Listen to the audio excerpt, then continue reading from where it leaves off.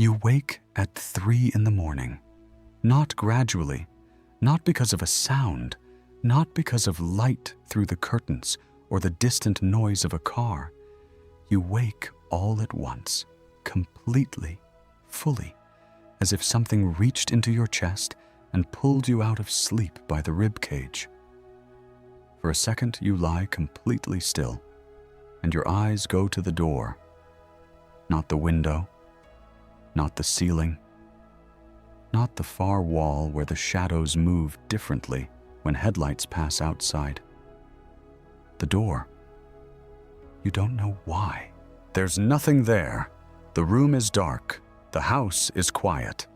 But your eyes went there first, before your mind could direct them, before language assembled itself into a thought. And now you cannot seem to move them. Something in you has been awake longer than the rest of you. Something recognized the door before you did. Somewhere in the body. Not a thought, not a word.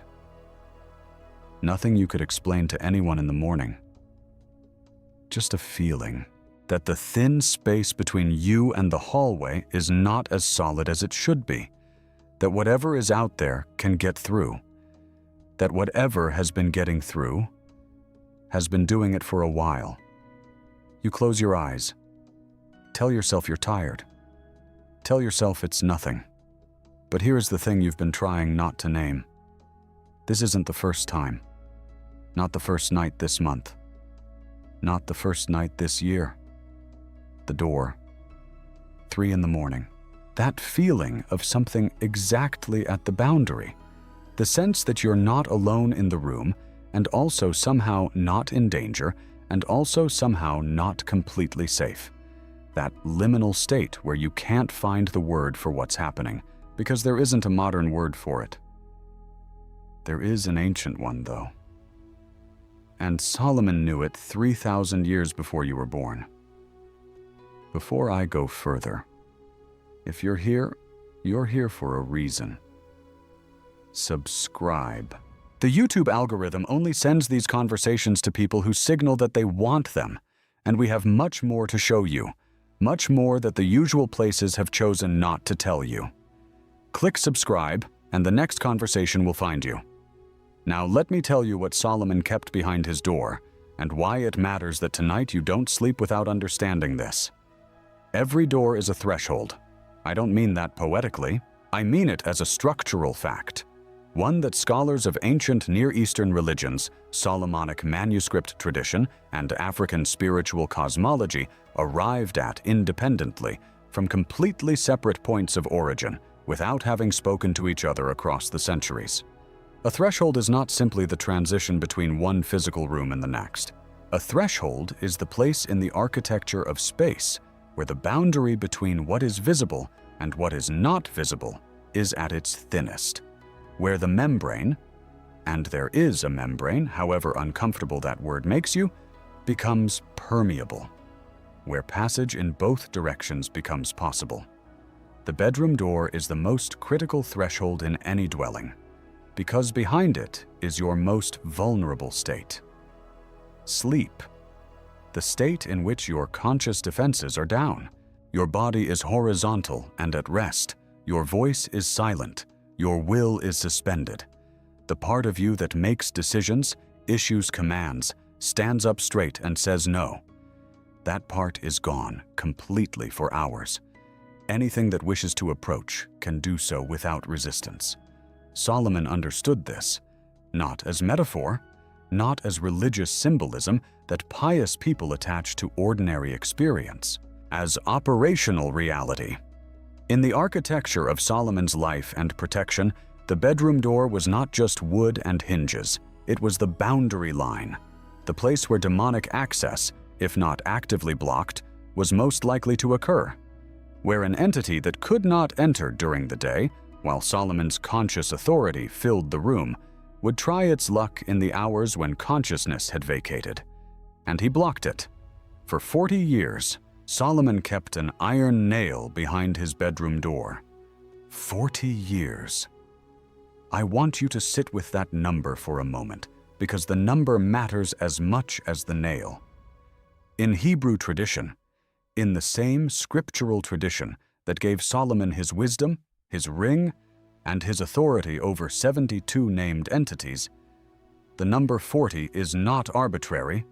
It is the number of sustained trial and transformation. 40 years in the desert for the generation of Moses. 40 days and 40 nights of flood. 40 days Jesus spent in the wilderness, specifically an encounter with the adversary, specifically resisting. 40 years is the biblical unit for the duration of a serious ongoing test. Not a crisis, not a season. An ongoing condition of the world that does not resolve itself and must be continuously addressed. Solomon's 40 years behind the door is a statement. Not, I am afraid of something tonight. Not, I am performing a ritual until the problem passes. It is, the problem does not pass. The threshold is always a threshold. And I will be at mine every night of my reign. He didn't do this because he was afraid. Solomon was not afraid of demons. He had bound 72 of them. He had their names in a text he personally supervised. He had their weaknesses documented, their hierarchies mapped, their seals drawn. He had the ring given to him by the archangel Michael, a ring constructed of 2 specific materials in specific proportions, brass and iron. He kept the nail because he understood something about iron that most of us have completely forgotten. Let me tell you about my mother. She was Igbo from Nsukka in what is now southeastern Nigeria. Devout Catholic. Mass every Sunday. Rosary every evening. Candles on the windowsill for the saints. She had a faith that I, as a child growing up partly in London, found difficult to question. Not because it was fragile, but because it was absolute, immovable. The kind of faith that doesn't argue with you because it doesn't need to. It has already decided. And near the front door of our house in Nsukka, not the bedroom door but close, there was a piece of metal. Iron. Old. Darkened. I couldn't have told you what it was originally. Part of farm equipment, perhaps, or a tool repurposed across 3 or 4 generations until its original function was lost and its protective function had become its only one. It had been there my whole childhood. I assumed it had always been there. I assumed it was an accident of storage, something someone put down and never moved. I never asked. My father was British, a historian of ancient religions at UCL. Our house in London was full of books. My world, from a young age, was divided between his world of evidence and manuscript and critical method, and my mother's world of certainty, ritual, and inherited practice. I loved both of them. I trusted neither of them entirely. I grew up in the gap between them, which is perhaps why I ended up spending my life in that gap professionally. Years later, I was in my late 30s, working in the manuscript reading room at the British Museum. I was researching a Greek pseudepigraphical text called the Testament of Solomon. The manuscript tradition is preserved in copies from the 15th and 16th centuries, held in libraries across Europe and the Middle East. The text itself is dated by scholars to somewhere between the 1st and 4th centuries of the Common Era, though its roots reach back into much older material. It is, essentially, a first-person account of how Solomon summoned and bound the 72 demonic entities he used in the construction of the temple. Their names, their functions, their specific weaknesses, and the specific authorities that could bind them. I've spent considerable time with this text. I'm still not entirely sure what to make of some of what it contains, but one passage stopped me in a way that I have never fully described in public until now. In the text, Solomon describes the ring given to him by the archangel Michael.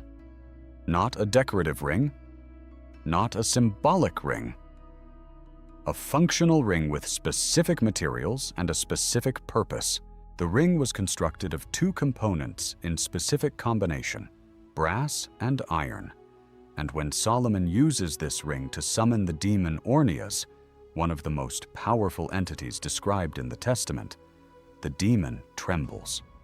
Not at Solomon's authority, not at the inscriptions on the ring, not at the holy name of God written on it, though that name is there too, at the material, at the iron. The demon's response in the text is explicit. The demon says, and I want to be precise about this, because it is not poetry, the text treats it as direct account, that iron was the material through which divine binding authority was transmitted. That iron carries within it the memory of every binding made in Solomon's name. That the presence of iron is not neutral. It is not a passive barrier like a wall or a locked door. It is an active command. I sat with that text for a long time. And then I thought about the piece of iron near my mother's front door in Nsukka. She had no access to the British Museum. She had no Greek manuscript tradition in her household. She had never heard of the Testament of Solomon. What she had was her mother's instruction, and her mother's mother's instruction before that, stretching back into the Igbo protective ritual tradition, a tradition whose contact with the Solomonic manuscript lineage, if any, would have been indirect, centuries removed, carried through trade routes and oral transmission across the continent. And yet, iron near the door. My mother's practice was not superstition. It was a living manuscript, one that had been passed down without the text, without the scholar to explain it, without the Greek and Latin and Hebrew source material that I had been reading in a reading room in central London. The conclusion was the same. The material was the same. The placement was the same. And at that moment, sitting in the manuscript reading room with the photocopy of a text that was old when the Roman Empire fell, I understood something I have not been able to unknow since, that what my father's world called evidence and what my mother's world called inheritance were describing the same reality from opposite ends, and that the reality was real. Here is what I need you to understand about the convergence I'm describing. When I say that my mother kept iron near the door and that the Testament of Solomon describes iron as the binding material of demonic authority, I am not making a romantic connection. I am not finding meaning in coincidence because the coincidence comforts me. I am describing what ethnographers, archaeologists, and comparative religion scholars have independently documented across cultures that had no contact with each other. And what they documented is not a resemblance. It is an identity. Celtic tradition. Cold iron repels fairies and evil spirits. The phrase cold iron appears in British medieval texts, and the practice of nailing iron horseshoes above doorways, a practice still visible in the English countryside today, still performed by families who cannot tell you why they do it except that their grandparents did, is not sentiment or decoration.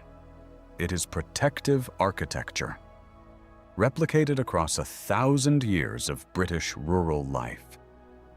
Germanic practice. Iron nails hammered into door frames against witches and malevolent spirits, documented systematically across Bavaria, Saxony, and into Scandinavia. Iron scissors placed under the pillows of sleeping children in Norwegian households, not in ancient times, but within the living memory of elderly people you could interview today. East African tribal practice. Iron objects hung above doorways. Recorded by multiple ethnographic expeditions across what is now Kenya, Uganda, and Ethiopia. In the case of Ethiopia, this sits on top of a Solomonic manuscript tradition preserved in the Ethiopian Orthodox Church for over 1,000 years, in manuscripts that the West didn't even know existed until the 20th century. West African Yoruba cosmology, which shares deep roots with the Igbo tradition my mother carried. Ogun, the Orisha of iron. In Yoruba religious understanding, Ogun's domain is protection against witchcraft and spiritual attack.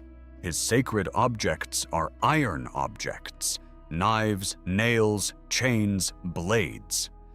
Not because iron is culturally symbolic to the Yoruba, but because iron is understood in that tradition to carry a kind of authority over the spirit world that no other material possesses.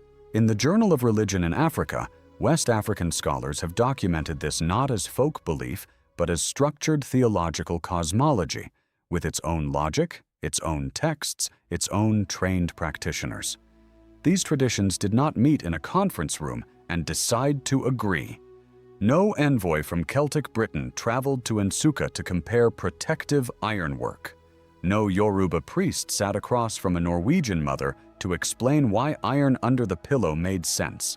The East African iron practitioners had not read the Sefer Raziel Hamalak. They arrived at the same conclusion, from separate points of origin. In cultures that did not share a language, a climate, a religion, or a continent, what they shared was the same observation about the same material. And I want to be clear about what observation that was.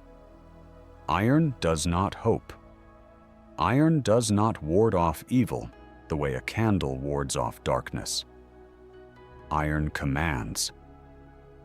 That is the difference, and it is everything. This is where one of the most consistently misread verses in the Old Testament becomes important. 1 Kings chapter 6, verse 7. And the house, when it was in building, was built of stone made ready before it was brought thither, so that there was neither hammer nor axe nor any tool of iron heard in the house, while it was in building. Iron was banned from the construction of Solomon's temple. This verse is almost universally interpreted as a prohibition of violence during sacred construction. The temple should be built in silence and reverence, not with the noise of metal striking stone. A sign of holiness, of consecration, of the sacred nature of the space being created. The temple is built without the sound of conflict. That reading is not wrong, but it is incomplete in a way that matters significantly.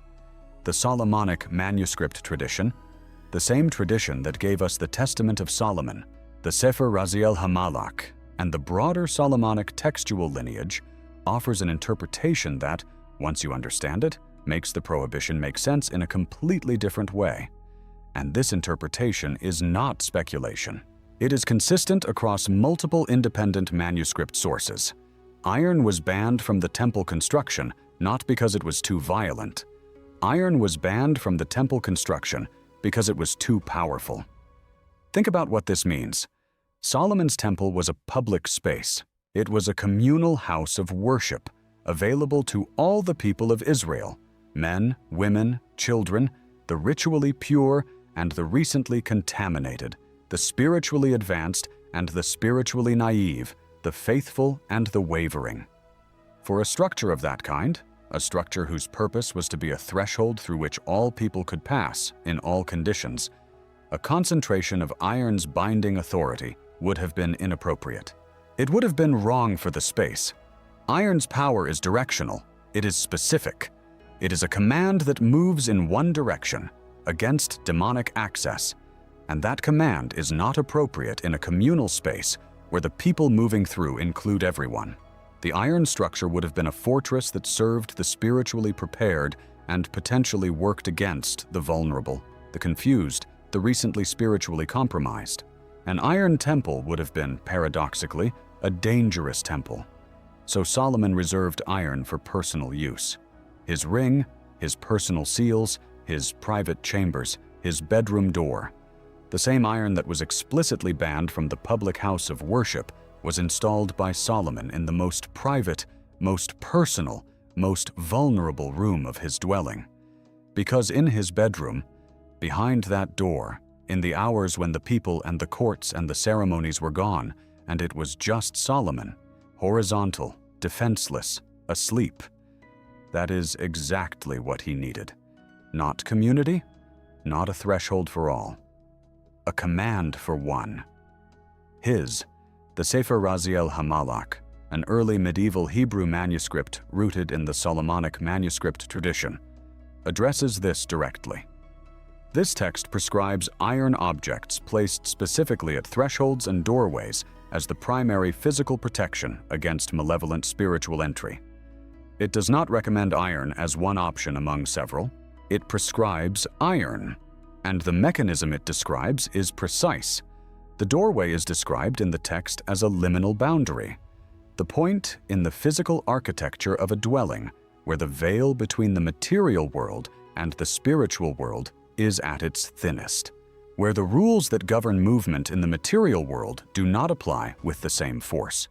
The word translated as protection in the relevant passages is more accurately rendered as command or seal. The text is not prescribing a passive ward. It is prescribing an active authority, one that needs to be placed once at the correct location and which then stands, not as a fence, as an issued command. Iron at the threshold does not ask spiritual entities to stay out. It commands them. Now, let me tell you about the 3 in the morning. Thousands of people have written to channels documenting this kind of content, and the accounts are remarkable in their consistency. Waking completely, suddenly, with the eyes going immediately to the bedroom door. Not the window, not the ceiling, not toward a sound, toward the door. The feeling of a presence just beyond the threshold. Not threatening, not attacking, just present, just there. Evangelist Joshua Oreki, one of the most systematically documented voices in African Pentecostal spiritual warfare, whose platform has collected accounts from hundreds of thousands of believers across Nigeria, Ghana, South Africa, Kenya, and the diaspora, writes about this phenomenon specifically in his documentation of what he terms night attacks. Not night terrors, not sleep paralysis as the medical literature describes it. Something different. The sudden waking, the attention drawn to the door, the conviction of a presence at the boundary. What Oreki documents, and I want to emphasize that his documentation includes before and after accounts, not merely testimonials, are cases of believers who placed iron objects at their bedroom door and reported the cessation of these episodes. Not a reduction, not an improvement, cessation. He grounds this in both African traditional knowledge and Pentecostal spiritual warfare theology. His central finding: iron is one of the few materials with cross-traditional anti-demonic authority.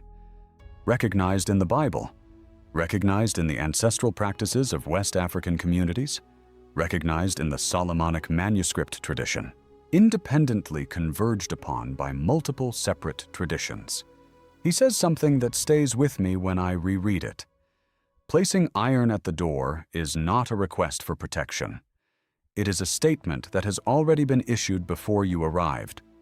By Solomon, by generations of Igbo and Yoruba and Celtic and Scandinavian protective practitioners, by text preservers and oral tradition keepers and grandmothers who put something near the door without being able to explain the Greek manuscript behind it. And every one of them was making the same statement. You are not alone in this room. You are not the first person to wake at this hour, looking at this door, feeling this thing.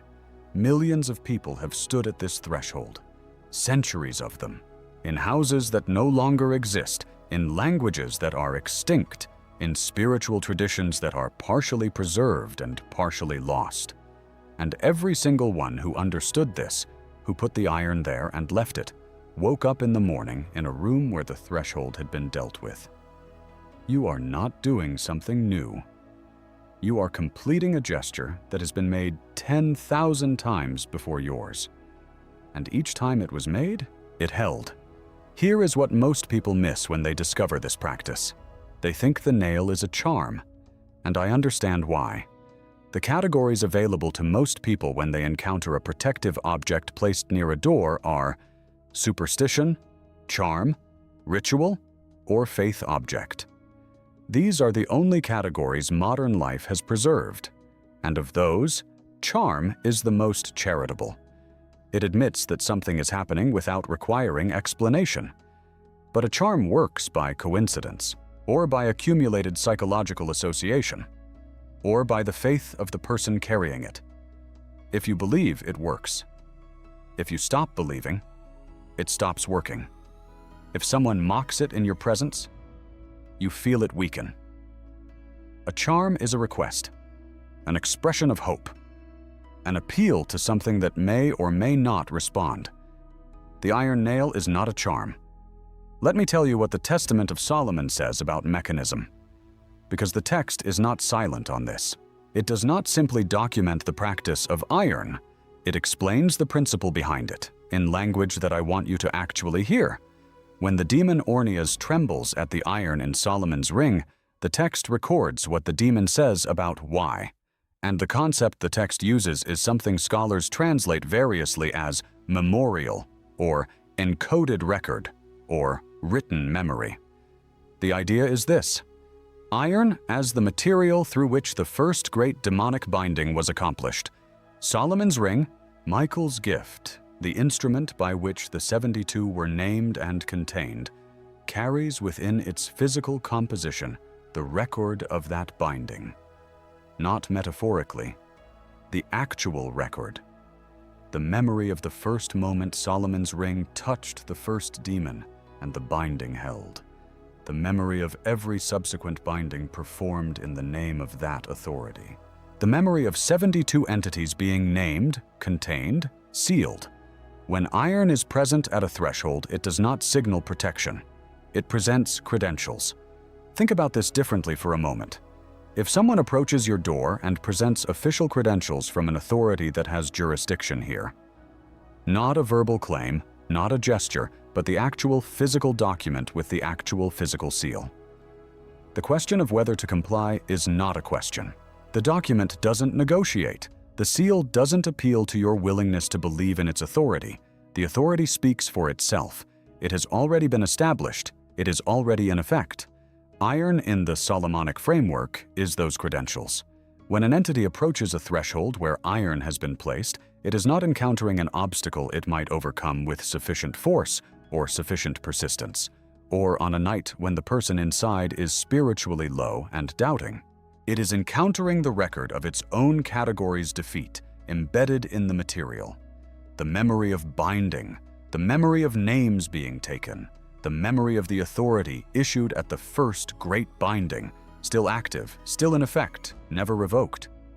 This is not philosophy. This is how the text describes it. And this is why the 40 years. Solomon did not keep that nail for 40 years because the danger was continuous and required continuous vigilance. The danger was continuous. Yes, the waking at the threshold was always possible. But the nail's authority is not consumed by use. It does not exhaust itself. It does not wear out. You do not renew iron. You do not recharge it. You do not cleanse it under the full moon or re-bless it in cycles. You do not take it down and replace it with fresh iron. You place it. And it stands.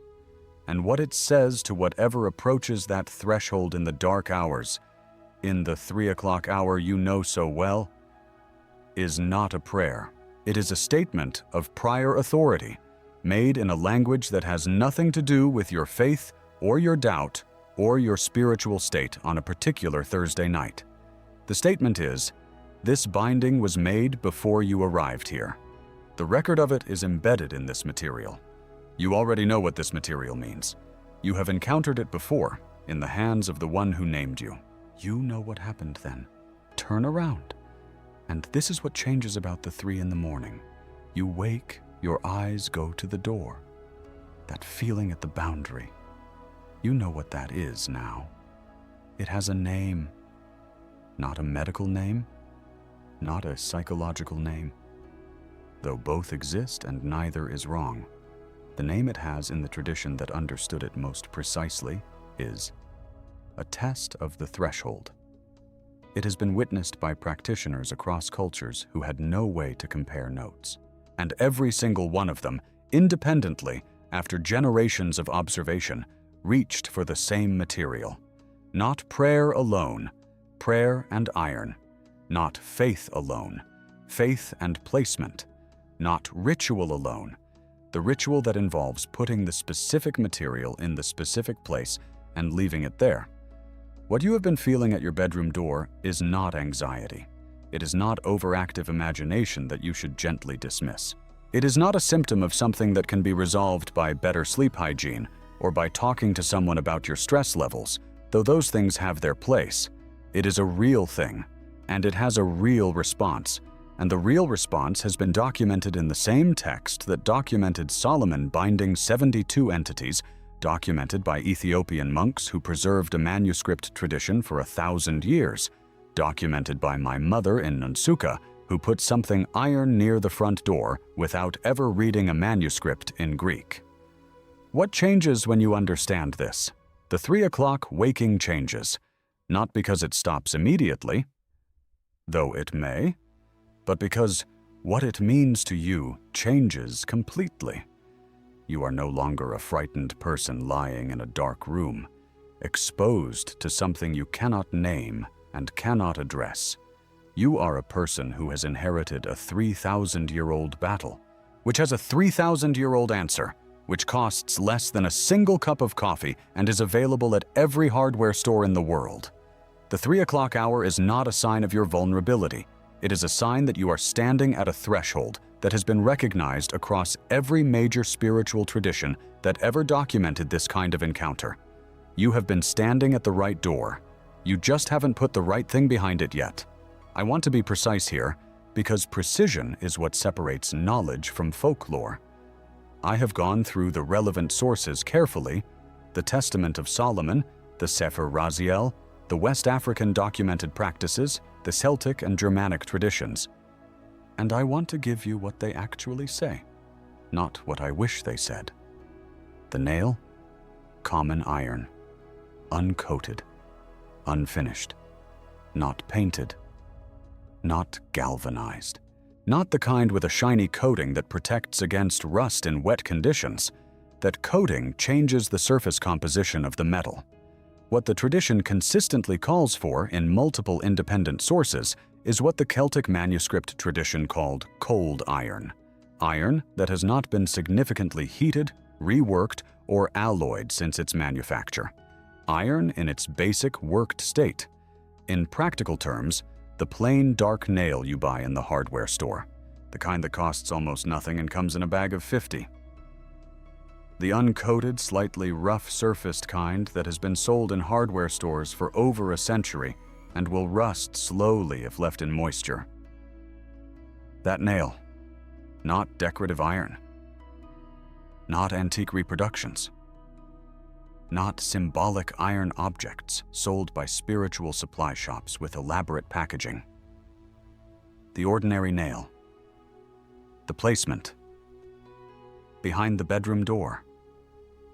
Not on the door. Behind it. The Sefer Raziel makes a distinction that I find both precise and important. Exterior placement is for doorways you do not sleep behind. The front door, the main entry points of the home. For those thresholds, the iron goes on the outside facing. But the bedroom door requires interior placement, because the protection is from the inside out.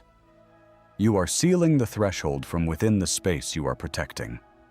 Behind the door, near the hinge, where the door and the wall meet, on the floor or nailed into the frame at floor level. Multiple sources, Solomonic and African both, placed the iron at ground level rather than eye level. The consistent principle, something entering through a doorway crosses at ground level. The command should meet it at the point of crossing, not above it.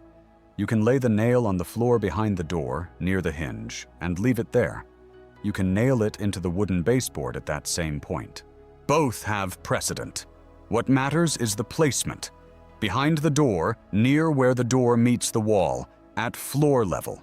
You leave it there. You do not move it. You do not clean around it regularly. You do not remove it when guests visit because it seems odd. An iron nail near a door hinge is invisible to anyone who is not looking for it. It asks nothing of you. The declaration. This is where I want to be careful because the tradition on this point is clear. You are not casting a spell. You are not performing a ritual whose efficacy depends on exact pronunciation or a specific sequence of actions. You are making a statement of alignment, aligning yourself with a lineage that has made this statement before you in different languages across 3,000 years. What you are saying, in whatever words carry this meaning for you, is, I place this iron in the authority of Solomon, in the tradition of the threshold seal, in the knowledge that this material carries the record of binding that has not been revoked. In simple terms, that carry the core of what the tradition intends. In the authority of Solomon, keeper of the seal, this iron stands as a command. Nothing that has been bound may enter here. You don't have to say it aloud, though speaking it gives it the quality of declaration, of a statement made in the presence of witnesses, even if the witnesses are not visible. The words are the alignment of your intention with the record embedded in the iron. Place it. Leave it. Solomon left his for 40 years. He didn't take it out to check if it was still working. He didn't perform a monthly renewal ritual. He placed it when he understood what it was, and he left it there for the remaining 40 years of his life and reign. The command doesn't expire. What was bound has not been unbound. The nail says what it has been saying for 3,000 years. In every house where someone who understood this placed it behind their bedroom door. You now understand it. Go back for a moment to that room. 3 in the morning. You lying still, covers pulled, the house quiet. Your eyes on the door. Same room. Same door. Same dark. Same silence. But behind that door now, near the hinge, at floor level where the door meets the wall, there is a plain iron nail. Ordinary. Uncoated. The kind that costs nothing. The kind my mother had near the front door in Nsukka without knowing the Greek manuscript that explained it. The kind that was kept behind Solomon's bedroom door for 40 years without apology or explanation. Through every crisis of his reign, through every night he returned exhausted from the courts and the ceremonies and the wars, and closed his eyes in the room where consciousness would abandon him until morning. What is different now? The door is the same. The night is the same. The 3 o'clock hour is the same. Whatever moves through the dark hours of the world, whatever approaches thresholds when the defenses are down and the voice is silent, has not changed. What has changed is that the threshold has been answered. Not because you prayed hard enough. Not because your faith is stronger tonight than it was last week. Not because you performed the right ceremony with sufficient conviction. Faith matters, but the nail's authority does not depend on yours. That's the whole point. That's why Solomon kept it for 40 years. Through every dark night of his life, including the nights when his faith was being tested by forces that would have broken a lesser man. The iron carries its own authority. The record embedded in that material has not been edited. The binding that created it has not been undone. What was encoded when the archangel Michael gave Solomon that ring, iron and brass, the binding material, is still there. In every piece of cold iron anywhere in the world, in the nail behind your door now, and whatever approaches that threshold in the 3 o'clock hour encounters something that speaks before you do, before you wake, before your eyes even open. At the exact boundary, at ground level, at the hinge of the door where crossing happens, it encounters a statement that was issued 3,000 years before you were born, and has been reissued every night in every house where someone who understood this placed it. This binding was made before you arrived. You know what this material means. Turn around. That is what Solomon placed behind his door for 40 years. That is what your mother knew without the text to explain it. That is what is waiting at a hardware store near you in a bag of 50, priced at almost nothing. And that is what you can put behind your door tonight. You weren't naive for feeling it. Solomon felt it too. He just knew what to put there. If something in this conversation landed for you, if the 3 o'clock hour finally has a context that makes sense of what you've been carrying, or if you found here something you've been searching for across years of prayer and practice and trying different things that didn't quite reach the root, I want to ask you something directly. This kind of content takes something to produce. The manuscripts I draw from are not in popular circulation. The connections I make between Solomonic manuscript tradition and West African protective knowledge are not in mainstream religious media, and they don't make themselves. Building this requires research, translation, cross-cultural verification, and a commitment to precision. Not to saying what sounds powerful, but to saying what the sources actually say. If what you received here was worth something real to you, super thanks is the way to say so. It's not a subscription, not a donation to an institution. It's a direct signal from you to the work that the hours spent in manuscript reading rooms and in conversation with practitioners and in trying to do justice to both a grandmother's iron nail and a Greek pseudepigraphical text were worth doing. You are not a passive receiver in this conversation. You are the reason the next one happens. Thank you for being here. Before you go, I want to know something. Write in the comments. Iron stands. If you grew up in a home where someone kept iron near a door and you never knew why until now, if your grandmother, your mother, your aunt, if someone in your family kept something metal near a threshold as a matter of course, a matter of inheritance, a practice they never fully explained but never abandoned, write it. Because what I've described tonight is not rare. It's not unusual. It has been present in homes across 3 continents for 3,000 years, often without the manuscript to explain it, often passed down without the text. Just the practice. Just the placement. Just the understanding that something iron near the door was not optional. I want to read those comments. I want to know how many of you were already living inside a manuscript you hadn't been given the words for. Until next time, sleep well. Or perhaps don't.